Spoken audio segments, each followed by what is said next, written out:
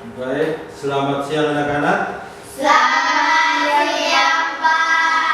Jadi kita bertemu lagi dalam pelajaran agama Katolik pada siang hari ini. Harap untuk guru semua anak-anak ini hadir semua, ada 8 orang. Mari kita awali seluruh kegiatan kita ini dengan berdoa. Anak-anak dipersilakan berdiri, mengambil sikap berdoa. Teman-teman serta Pak Guru, marilah kita berdoa dalam nama Bapa, dan Putra dan Roh Kudus. Amin. Allah Bapa yang Maha Baik, Engkau sendiri telah mengutus Putramu yang tunggal untuk menebus dosa umat manusia. Dan bimbinglah kami selama pelajaran ini, sehingga kami dapat melaksanakannya dengan baik demi kebahagiaan kami dan keluhuran nama-Mu. Demi Kristus pengantara kami. Amin. Dalam nama Bapa, dan Putra dan Roh Kudus. Amin. Ya, silakan duduk. Terima kasih, Pak. Anak-anak sudah pernah dengar kata berkurban? Sudah dengar belum? Sudah, Pak. Apa saja yang kamu lihat tentang berkurban? Misalnya seperti apa? Berkurban. Nelayan. Ya, seorang nelayan, biar hujan angin, dia berkurban untuk kesejahteraan dan keselamatan keluarganya. Apalagi? Petani. Seorang petani, bapak di rumah bekerja biar panas terik, tidak pakai baju, dia bekerja untuk keselamatan anak dan keluarganya. Terima kasih. Kalau begitu, materi pokok kita pada siang hari ini adalah Yesus Yesus menderita, wafat dan bangkit. Yesus menderita, wafat dan bangkit. Coba ulang lagi. Yesus menderita, wafat dan bangkit. Kalau materi kita yang kemarin, yang tadi siang, Yesus memanggil orang berdosa. lagi apa? Kompetensi dasar. Anak-anak sudah sering mendengar tentang kompetensi dasar dan indikator. Bisa membaca sendiri. Nah, itu tentang kompetensi dasar dan indikator. Nah. Dan juga ada tujuan pembelajaran. Ada tujuan pembelajaran. Jadi setelah pelajaran ini selesai, anak-anak itu diharapkan bisa beriman kepada keselamatan Allah, pada karya keselamatan Allah. Nah, anak-anak bisa menunjukkan sikap percaya untuk berkorban. Kita mengamati ada gambar-gambar yang sangat indah. Ada gambar-gambar yang sangat indah. Itu ada berapa gambar yang ada sekarang? Ada anak. Nah, coba siapa bisa menyebutkan gambar apa saja? Gambar apa saja? Yang paling kanan bagian atas itu gambar Malam perjamuan terakhir. Iya, malam perjamuan terakhir. Berarti anak sudah tahu. Kalau yang ini ada seorang anak muda nih, buat itu siapa sebenarnya? Yesus berbuat apa? Memanggil salib. Nah, kalau yang itu tadi ada Yesus memanggul salib, ada Yesus yang satunya Yesus yang disalibkan ya. Tangan Yesus mendepak, disalibkan, dipaku. Sakit tidak kalau saya kita dipaku? Pak Guru cubit saja kamu sudah menangis, ingus-ingus keluar semua. Mungkin Anda bisa bertanya tentang gambar ini. Siapa bisa bertanya? Ya, jadi bagaimana? Mengapa Yesus disalibkan? Luar biasa. Siapa lagi? Nah, ke laut. Mengapa Yesus memanggil salib ke gunung? Mengapa Yesus memanggil lebih kuat? Mengapa Yesus memanggil salib ke gunung Golgota? Pertanyaan yang luar biasa. Tepuk tangan. Jadi yang pertama tadi, mengapa Yesus disalibkan? Yesus disalibkan hanya karena mau menebus dosa umat manusia. Dosa kita mulai kita punya nenek moyang Adam sampai kita. Mengapa Yesus memang bersalib ke Gunung Golgota? Itu karena kekejaman orang Yahudi, tetapi sudah direncanakan oleh Tuhan Allah itu sendiri bahwa dia harus berkorban kalau untuk mendapat suatu keselamatan. Siapa yang mau diselamatkan adalah Manusia. umat manusia. Matius bab 26 ayat 26 sampai 29. Nah, selain Matius bab itu ada Matius bab 26 ayat 26 sampai dengan 29. Ya, kalau baca. Mari di depan, kalau baca di depan. Lebih cepat.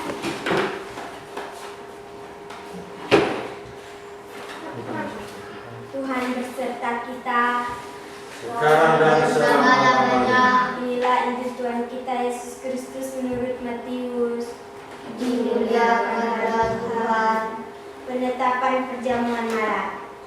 Dan ketika mereka sedang makan, Yesus mengambil roti, mengucap berkata, memecah-mecahkannya, lalu memberikannya kepada murid-muridnya dan berkata, ambillah, makanlah, inilah tubuhku.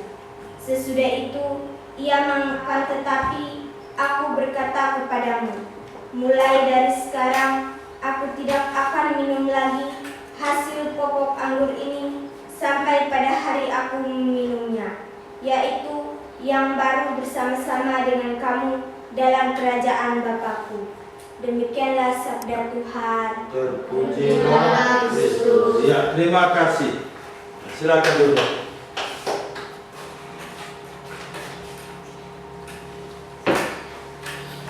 Nah, baik anak-anak, sudah mendengarkan bacaan kita suci dan penjelasan Pak Guru tadi. Nah, sekarang kamu duduk dalam kelompok untuk berdiskusi. Ya. Kembali ke kelompok untuk berdiskusi.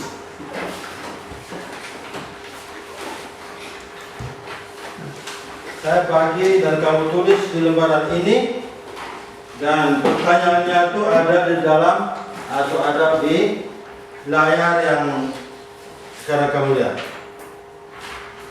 Kamu selesaikan nomor 1. Ini nomor 2. Ya.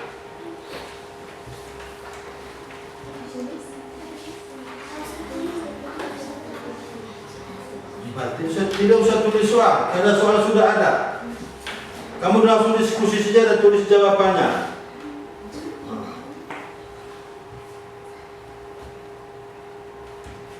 Oke, mari sekarang kumpul. Kumpul sudah, kumpul. Saya minta satu-satu kelompok memberikan laporan. Ya. Mari. Kelompok ini, nah, tulis dulu. Kamu yang masih tulis.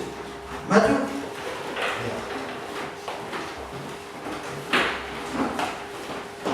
Hasil diskusi kelompok 1. Petani.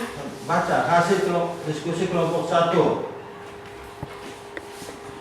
Hasil diskusi Kelompok 1. Hasil diskusi kelompok 1. Nah, perasaan apa yang muncul dalam hatimu ketika melihat mengikuti kisah pengadilan Yesus tadi?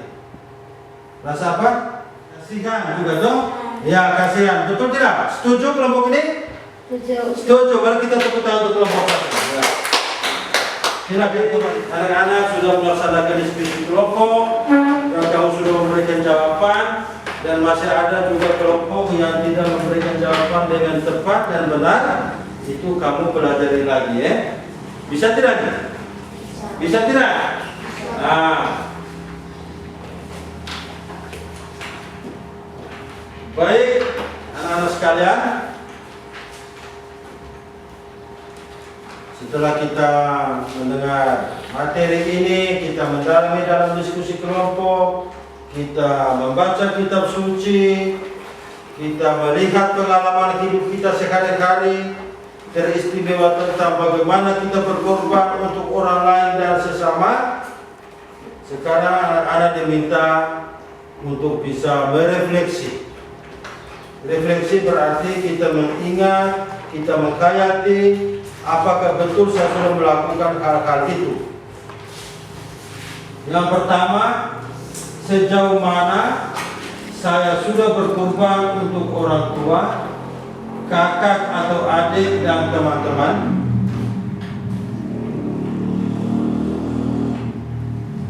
Apa yang saya rasakan ketika saya bisa berkorban untuk orang lain?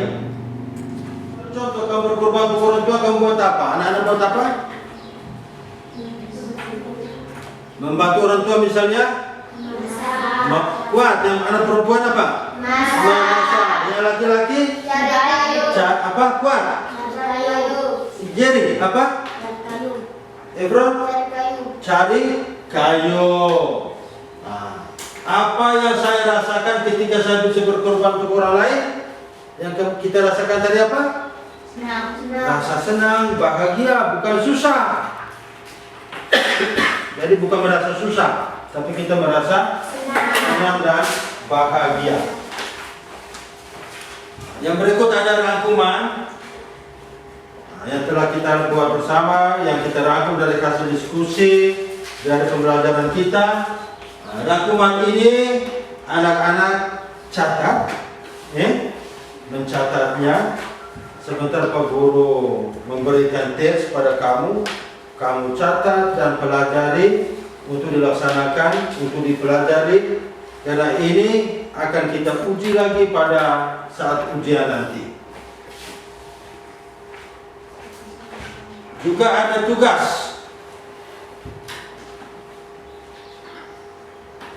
Ada tugas. Nah, selain sebelum kita melaksanakan tugas, itu ada evaluasi, ada ujian akhir dari hasil pembelajaran kita pada hari ini. Jadi anak-anak itu sudah ada soalnya, sudah ada soal. Guru lupa ketik di sana, tapi guru langsung bagi dalam bentuk soal. Kamu kerjakan soal-soal. Sudah lihat tugas itu? Ada berapa nomor? 5. Ada 6 nomor. Nah, siapa yang mengetahui pertama bahwa Yesus sudah bangkit? Itu tugas kerja di rumah kerja di rumah. Siapa saja yang pertama kali menengok kubur Yesus? Itu semua tugas ini dikerjakan di rumah. Mari kita tutup pelajaran kita hari ini dengan berdoa. Ya, mari kita berdiri mengambil sikap berdoa. Setelah itu ditutup dengan satu lagu, Kasih Yesus. Halo. Teman-teman serta Pak Guru, marilah kita berdoa dalam nama Bapa, dan Putra dan Roh Kudus. Amin. Ya Bapa yang Maha Rahim, kami telah mempelajari materi tentang sengsara, wafat, dan kebangkitan-Mu. Semoga kami semakin sadar dan teguh memberitakan kemuliaan-Mu sepanjang hidup kami. Demi Kristus Tuhan kami. Amin. Dalam nama Bapa, dan Putra dan Roh Kudus. Amin. Kasih Yesus. 1, 2, 3. Kasih Yesus, indah, indah, oh indah. Kasih Yesus, indah, indah, oh indah. Lebih indah dari pelangi, lebih indah dari bintang di langit, lebih indah dari bunga di taman. Oh Yesusku. Ya, terima kasih. Selamat. Berarti suruh sambut baru, berarti harus rajin berdoa, rajin ikuti misa.